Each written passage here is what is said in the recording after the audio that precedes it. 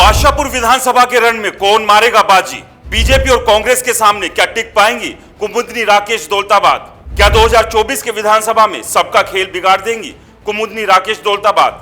पति की राजनीतिक विरासत को बचाने में कैसे कामयाब होगी कुमुदनी राकेश दौलताबाद? नमस्कार दोस्तों, मेरा नाम है राज के वर्मा और आप देख रहे हैं रिपोर्टर जी। अगर आपने रिपोर्टर जी चैनल को सब्सक्राइब नहीं किया तो सबसे पहले दोस्तों चैनल को सब्सक्राइब जरूर कर लीजिए और वीडियो को लाइक करना और कमेंट्स करना तो बिल्कुल भूलना ही नहीं है। चलिए एक बार फिर से बात करेंगे हरियाणा के विधानसभा चुनाव की। एक तरफ तमाम पार्टियां इस चिंतन मंथन में लगी हुई है किस उम्मीदवार को किस विधानसभा से टिकट देकर चुनाव मैदान में उतारा जाए, तो वहीं तमाम वो नेताजी जो टिकट की दौड़ में है वो भागम भाग में लगे हुए हैं कि किसी तरह से उनका भाग्य खुल जाए और उनकी पार्टी उन्हें जिस विधानसभा से वो टिकट चाहते हैं वहां से टिकट देकर चुनाव के मैदान में उतार दे।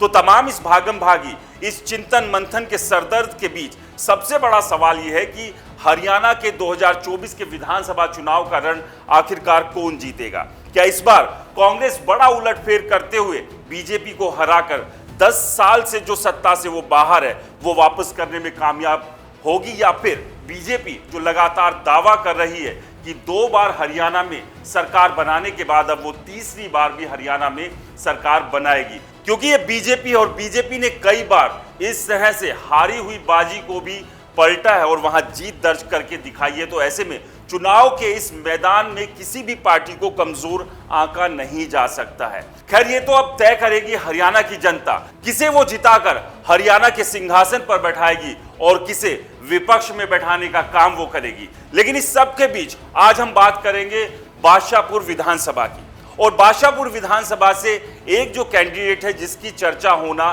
बेहद जरूरी है वो है स्वर्गीय राकेश दौलताबाद की पत्नी कुमुदनी राकेश दौलताबाद।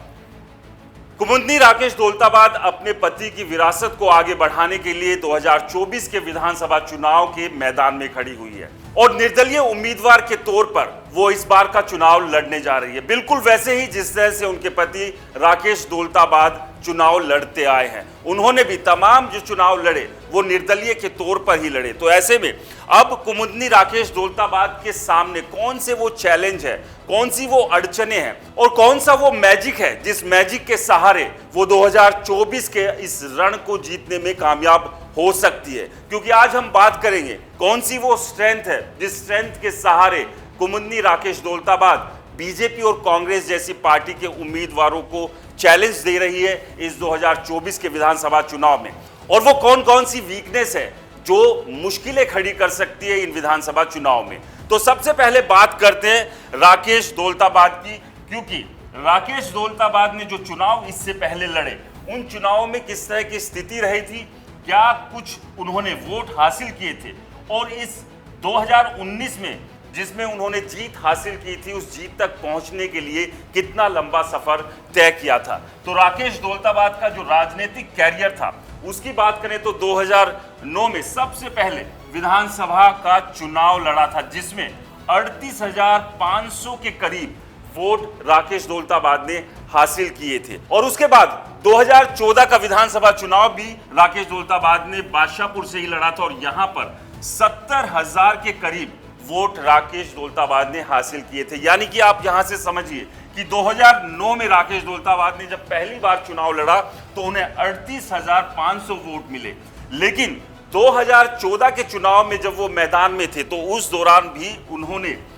यहां पर ये नंबर घटे नहीं, ये नंबर उल्टा बढ़े। करीब करीब बात करें तो राकेश दौलताबाद को 50% से ज्यादा जो है वोट 2009 के चुनाव के मुकाबले 2014 में मिले थे। यानी कि जो बढ़त थी एक चुनाव के बाद दूसरे चुनाव में वो अच्छी खासी देखी गई।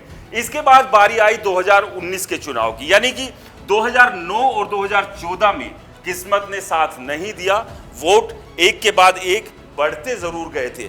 तो वहीं बात करें 2019 के विधानसभा चुनाव की, तो 2019 में वो सब हुआ जिसका इंतजार राकेश दौलताबाद, उनके परिवार और समर्थकों को था। यानी कि 2009 और 2014 में जिस तरह से वोटों में इजाफा हुआ, लेकिन इंतजार यही था राकेश दौलताबाद को कि किसी तरह से एक के बाद एक हार के बाद वो जीत का स्वाद कब चखेंगे। तो 2019 में वो उलटफेर राकेश दौलताबाद ने किया और 1,07,000 के करीब वोट राकेश दौलताबाद ने 2019 के चुनाव में हासिल की। न केवल पिछले 2009 और 2014 के मुकाबले वोटों में ज्यादा इजाफा हुआ, बल्कि इस बार वो जीत हासिल करते हुए बादशाहपुर विधानसभा से विधायक बनने में भी कामयाब रहे।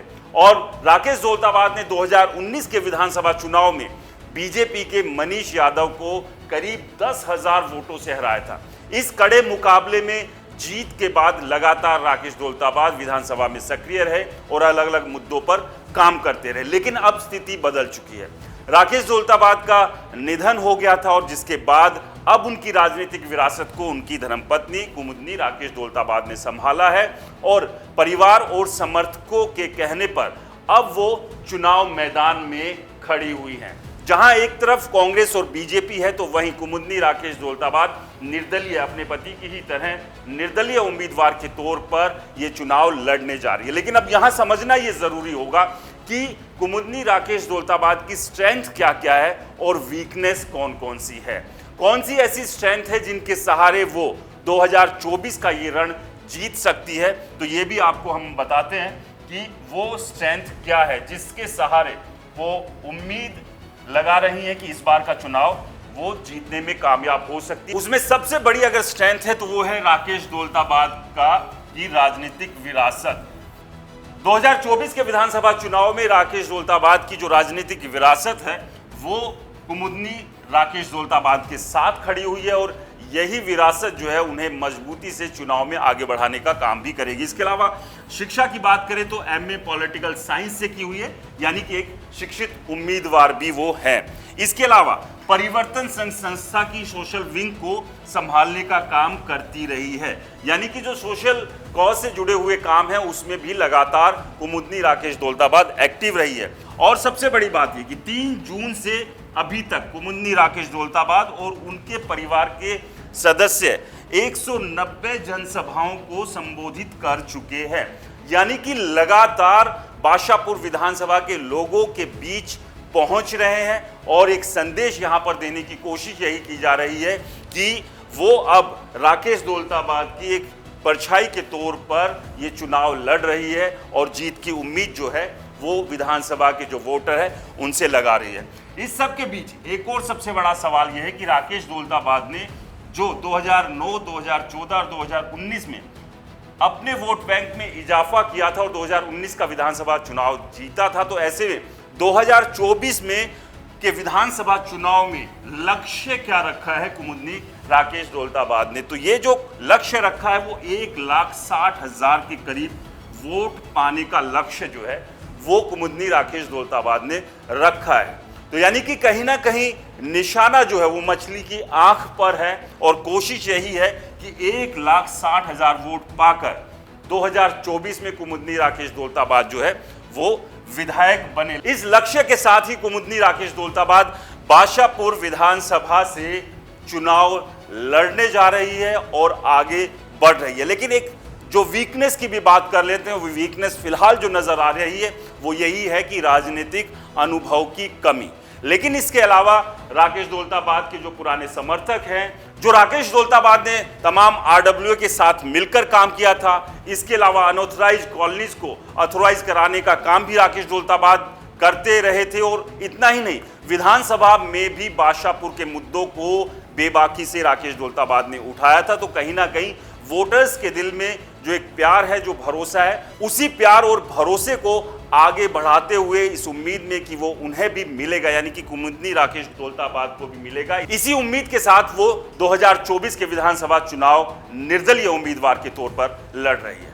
आपको क्या लगता है, बीजेपी और कांग्रेस के उम्मीदवारों के सामने कुमुदनी राकेश दौलताबाद क्या 2024 का रण जीतने में कामयाब हो पाएगी? क्या बादशाहपुर में सबका खेल बिगाड़ेगी कुमुदनी राकेश दौलताबाद? हमें कमेंट्स कर जरूर बताएं। रिपोर्टर जी चैनल को सब्सक्राइब नहीं किया है तो दोस्तों चैनल को सब्सक्राइब करना ना भूलें।